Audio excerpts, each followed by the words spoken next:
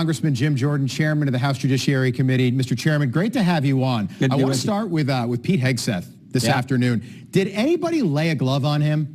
It sure didn't look like it. I mean, I didn't catch all of it. We had meetings and I voted on the floor and different things. But what I did catch, it seemed like he was just doing a masterful job.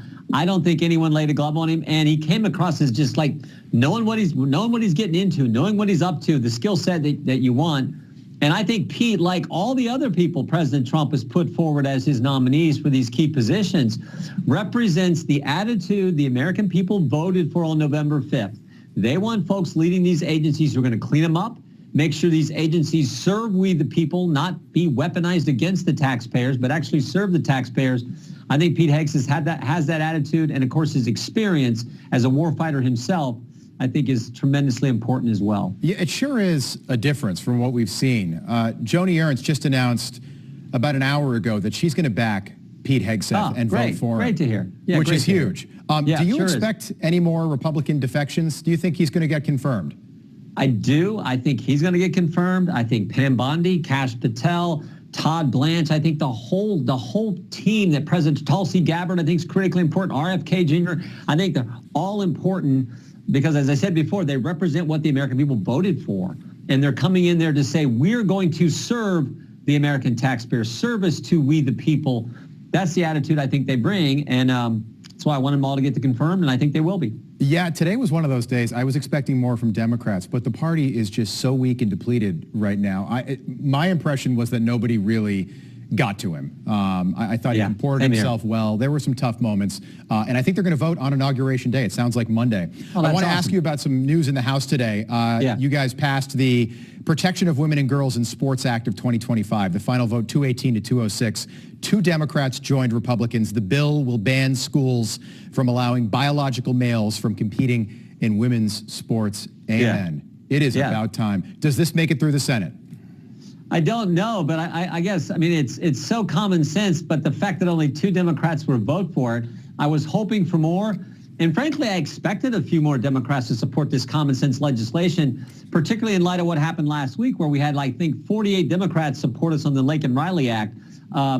So I'm a little surprised we didn't get more Democrats. This is good legislation. It's good common sense. Again, it's one of those issues I think the American people voted on. They said, we don't want crazy. We want common sense in the policies that come from our legislature, from our Congress. This is one of those policies. So hopefully we can get it through the Senate. But the Lake and Riley Act, I think, has a much better chance in light of the fact we got 48 Democrats who voted for it last week. Absolutely. Seems like things are off to a pretty productive start. The Los Angeles Olympics are happening in 2 years, less than 2 years in Los Angeles. The wildfires just devastating over the last 7 days. Yeah. I'm wondering if you think that the Trump administration should seriously look at moving the Olympics to a red city where you know things are going to be run properly, like a city in Florida, maybe Miami, or maybe Dallas in Texas, or maybe a city in your home state of Ohio. I'm not convinced that California can manage the Olympics, the World Cup, and the Super Bowl all within a year of each other. Yeah, especially when they're spending time, quote, Trump-proofing their state, looking for ways to set up barriers and obstacles to what the American people elected us to do, particularly I think when it comes to this whole immigration and repatriation issue.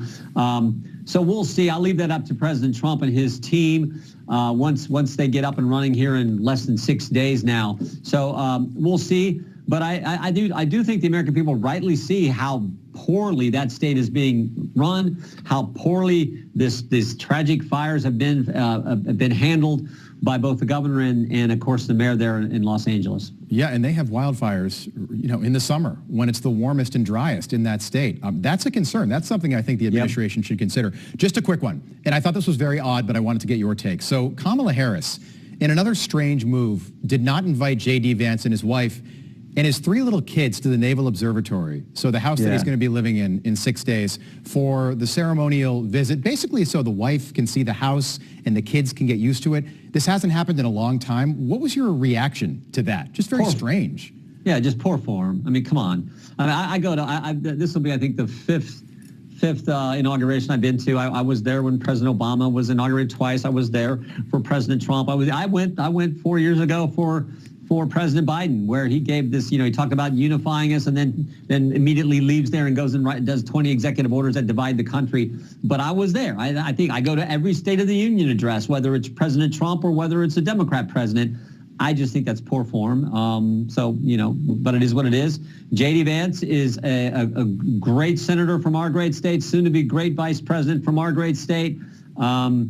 I think the real question for JD is he going to be here all day Mondays? You're going to go to the national championship football game and watch the Buckeyes put it on the Fighting Irish. So, I know it. I know we'll you have see. to say that. You know what? The kickoff is right when my show goes on the air on Inauguration night. I'm going to be in D.C., so I'm kind of upset about that because I'll come on your show. I'll come on your show. Please do, Congressman. We'll get maybe my mom and dad will give you 2 more viewers. They'll tune in real quick and then get back to the game. All right, please do. Thank you. I'm worried about that because it's a big night. It's a big night. Jim Jordan, great to see you. Thank you. You bet, Rob. Thanks. All right.